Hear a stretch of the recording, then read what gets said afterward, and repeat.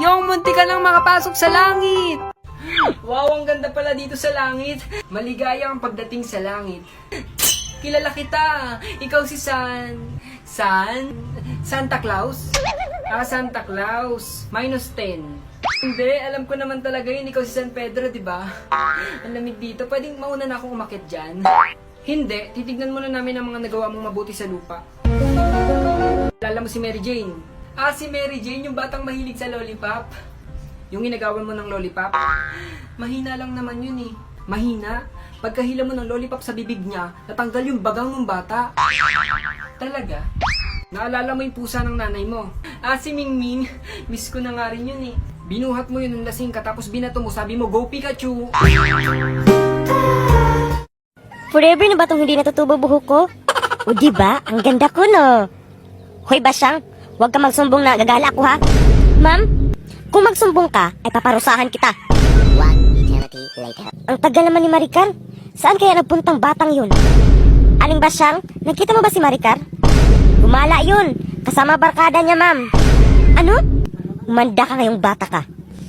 Hahay, ang sarap gumala. Hoy, Maricar, sabi ni Aling Basyang na gumala daw kayo kasama barkada mo. Ano? Nagsumbong ang matandang yon? Umanda ka, Basyang. Hoy, Basyang, nagsumbong ka pala kay nanay. Nagtanong kasi nanay mo, ma'am. Dahil sa'yo, napagalitan akong matanda ka. O bakit ka kumain dyan? Di ba sinabihin kita na bawal ka kumain? Ma'am, nagugutom na po ako. Kahapon na pa hindi mo ako pinakain, ma'am. Pakain mo naman ako, ma'am. Kahit isang kutsara lang, ma'am. Gusto mong kumain? Ayan, panis na kanin. Pagsaluhan ka ng aso. Huh? Bukas ay tatanungin ko kayo kung ano ang masabi nyo sa akin bilang guro nyo. Lah, bukas ano nga ba masabi ko sa guro ko? Ate, ano masabi ko sa aking guro? First of all, ang pugi mo, sir. Sir lang sa clam. Ay, ano yon? Okay na po, ate. Kuya, ano masabi ko sa aking guro? It's a prank! Naniwala ka naman, mas pogi pa po yung unggoy no kaysa iyo.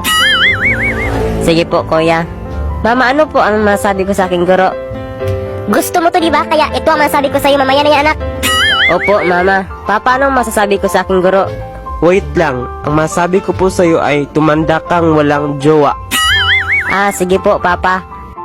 One eternity later. Very good, Nunoy. Palakpak naman kayo dyan. Next, Melvin. First of all, ang pogi mo, sir. Sir lang sa clam. Salamat, Melvin. Na-flat mo ang atay ko sa iyo. It's a prank. Kaniwala ka naman. Mas pogi pa po ang unggoy sa'yo, no? Grabe ka makasalitang bata kay bagsak kita. Gusto mo to, di ba? Kaya ito ang masabi ko sa'yo. Huwag mo nang tapusin, upo ka na. Wait lang. Ang masabi ko po sa'yo ay tumanda kang walang jowa.